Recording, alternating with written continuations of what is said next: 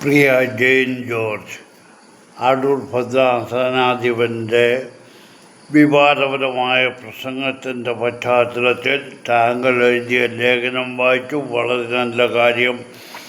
എന്നാൽ യാക്കോബ സഭയിൽ നിന്നും വന്ന രണ്ട് മെത്രാന്മാരെ എന്തിന് നിങ്ങൾ ഓട്ടോ സഭയിൽ സ്വീകരിച്ചു? അവർ ദൈവത്തെ ഒറ്റിക്കൊടുത്ത യൂദായെപ്പോലെ തൻ്റെ സഭയെ കൊടുത്തു. ഇനിയ മക്കളെ, 1934 ഭരണഘടന മനുഷ്യനുണ്ടാക്കിയതാണ്. എന്നാൽ ദൈവം മോശയിൽ കൂടി തന്ന കൽപ്പനകൾ പറഞ്ഞിരിക്കുന്നത് എന്താണ്? എന്തിന് മക്കളെ ഇത്രയും പറഞ്ഞ സ്ഥിതിക്ക് ഇപ്പോൾ ഓർത്തഡോക്സ് സഭയുടെ കയ്യിലിരിക്കുന്ന പള്ളികളെല്ലാം ഓർത്തഡോക്സ് സഭ സ്ഥാപിച്ചതാണോ എന്ന് തനിക്ക് പറയാൻ ധൈര്യമുണ്ടോ? ഇനി സഭ എന്ന് പറഞ്ഞാൽ എന്താണ്? സഭയ്ക്ക് അനുകൂലമായി വിധിച്ച വിധിയുടെ നടത്തിപ്പിനെ പള്ളിപിടുത്തമെന്നാണ് വിശേഷിപ്പിച്ചതെന്ന് പറയുന്നു. എടാ മോനെ, ഹാഗിയ സൂഫിയാക്കുയെ നീ പറഞ്ഞല്ലോ. അത് രണ്ട് വർഗീയ ശക്തികൾ തമ്മിലുണ്ടായ സംഭവമാണ്.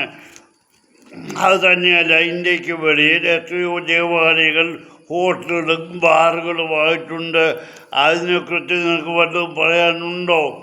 ഇനിയും മക്കളെ, പള്ളികൾ പിടിച്ചെടുക്കുന്നത് ആ പള്ളിയിലെ വരുമാനം കൈക്കലാക്കാൻ അല്ല എന്ന് പറയാൻ നിനക്ക് സാധിക്കുമോ?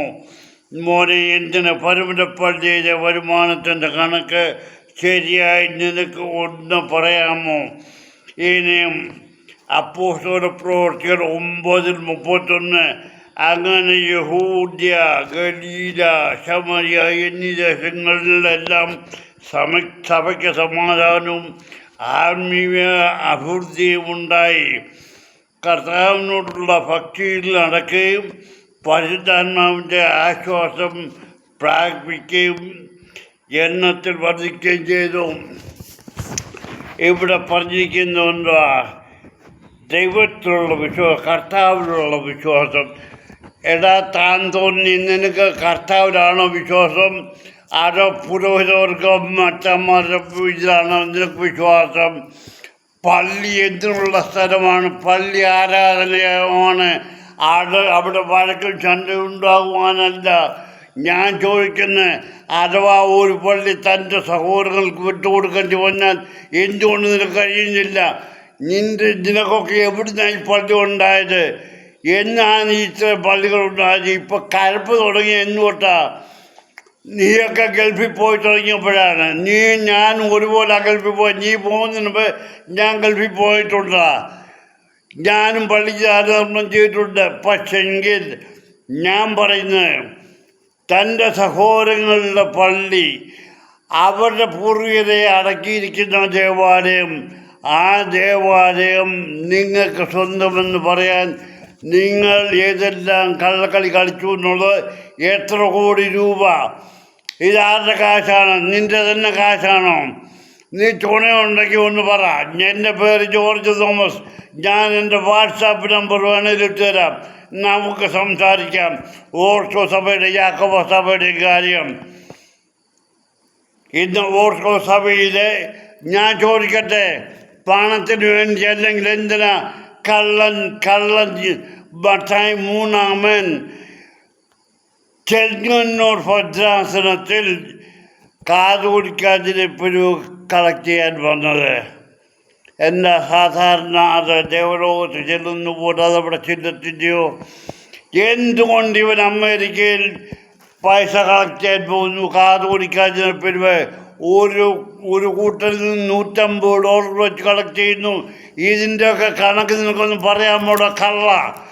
നീ പോയി അവൻ്റെയൊക്കെ കുപ്പായം പൊക്കി പിടിച്ച് അവന് ചള്ളപ്പെടാതെ നോക്കടാ. നാണമില്ല.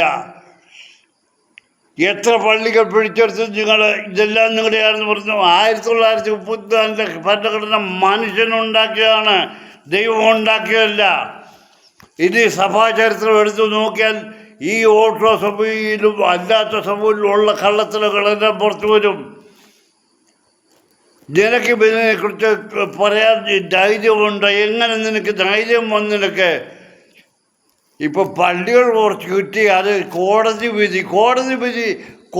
വിധി വന്ന എന്തെല്ലാം കാര്യങ്ങൾ തിരിച്ച് വിധി വന്നിട്ടുണ്ട്. നീ നോക്കിക്കോ, കാലം മാറി വരും. ഓർത്തോ സഭ, ഞാൻ നിന്നോട് പറഞ്ഞു, ഓർത്തോ സഭ മനുഷ്യരെ വിഗ്രഹാരാധനയിലേക്കും അനീതിയിലേക്ക് നയിക്കുന്ന സഭയാണ്. അല്ലെങ്കിൽ നിനക്ക് എന്നോട് സമ്മാനിക്കാൻ തുടങ്ങേണ്ടവ. നീ ജെയിൻ ജോർജ്, ഏതരത്തെ ജെയിൻ ജോർജ് ആണെങ്കിലും, നീ എന്ത് വലിയവനാണെങ്കിലും, വലിയ പഠിത്തക്കാരനാണെങ്കിലും, ബൈബിളിൻ്റെ കാര്യം പറഞ്ഞു വരുവാനാണെങ്കിൽ, പള്ളിപിടുത്തത്തിൻ്റെ കാര്യം പറയാനാണെങ്കിലും നീ എനിക്ക് ഫോൺ ചെയ്യ്. അത് തന്നെയല്ല, ഇപ്പം തീ കത്തി തുടങ്ങിയ ഓർത്തഡോക്സ് സഭയിൽ ഓരോ ബത്തന്മാർ സ്ഥാനം ഒഴിയുന്നു, ഓരോരുത്തർക്ക് പ്രൊമോഷൻ കൊടുക്കുന്നു. 23-ാം തീയതി ആരെയോ സ്ഥാനഭ്രഷ്ടരാക്കാൻ പോകുന്നു. അതുകൊണ്ട് എന്തു സ്ഥാപിച്ചു? ആ മെത്രാനെ നിങ്ങളുടെ സെമിനാരിയിൽ പഠിപ്പിച്ച് അദ്ദേഹത്തിന് മെത്രാൻ പട്ടം കൊടുത്തതല്ലേ? എന്തുകൊണ്ട് അമേരിക്കയിൽ ഒരു പെങ്കൊച്ചിനെ കയറിപ്പിടിച്ച് മെത്രാനെ നിങ്ങളുടെ മത്തായി 3-ാമൻ മാവേലിക്കൻ്റെ ഭദ്രാസനത്തിൽ കൊണ്ടിരുത്തി? അതിൽ കൂടിയ തെറ്റാണ് ഈ മെത്രാൻ ചെയ്തത്. ഇന്ന് നിന്റെ ഓർത്തോ സഭയിൽ എത്ര സ്വർഗഭോഗികളുണ്ട്? ഒരു ഭദ്രാസനാധിപൻ പോലും സ്വർഗഭോഗിയാണ്. കഥകൾ ഞാൻ കുറച്ച് പറഞ്ഞുതരാം അവിടെ നിനക്ക്. നീ കണ്ണടച്ചുകൊണ്ടിരുന്ന് മറ്റുള്ളവരെ വിഡ്ഢികളാക്കരുത്. ഞാനും ഓർത്തഡോക്സുകാരനാണ്. ഞാൻ പറഞ്ഞുതരാം നിനക്ക്. ഏതെല്ലാം മെത്രന്മാർ, ഏതെല്ലാം പുരോഹിതന്മാർ പെൺപിടിക്കുന്നുണ്ടെന്ന്. പെണ്ണ് പിടിച്ച പുരോഹിതനെ പോലെ ഇപ്പോൾ കോർപ്പിസ്കോപ്പ് ആക്കി വായിച്ചോൻ. ഇതാണ് നിന്റെ നീതി? ഇതാണോ ദൈവീയ ചിന്ത? ഇതാണോ സഭയ്ക്ക് സമാധാനം?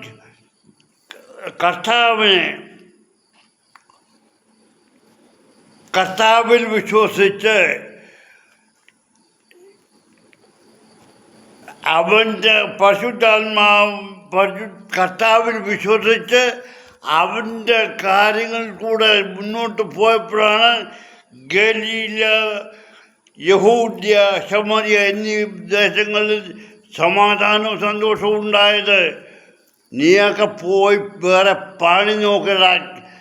എടാ ജോർജ്, ജെയിൻ ജോർജ്, നിനക്ക് ചുണയുണ്ടെങ്കിൽ എന്നോട് സംസാരിക്ക്. നിനക്ക് ഞാൻ എൻ്റെ വാട്സാപ്പ് നമ്പർ തരാം. എൻ്റെ വീഡിയോ കണ്ടിട്ട് അതിൻ്റെ അടിയിൽ നീ എന്നോട് ആവശ്യപ്പെട്ടാൽ മതി. വാട്സാപ്പ് നമ്പർ ഞാൻ ഇട്ട് തരാം. നീ ഞാനുമായിട്ടൊന്ന് സംസാരിക്കണം. സഭ എന്താണെന്നോ, സഭയിലെ ഓരോ സഭയിലെ എന്തെല്ലാം കാര്യങ്ങൾ നടക്കുന്നത്, കള്ളത്തരവും കൊള്ളത്തരവും കൊള്ളരുതായി നടക്കുന്നത് ഞാൻ നിനക്ക് പറഞ്ഞുതരാം.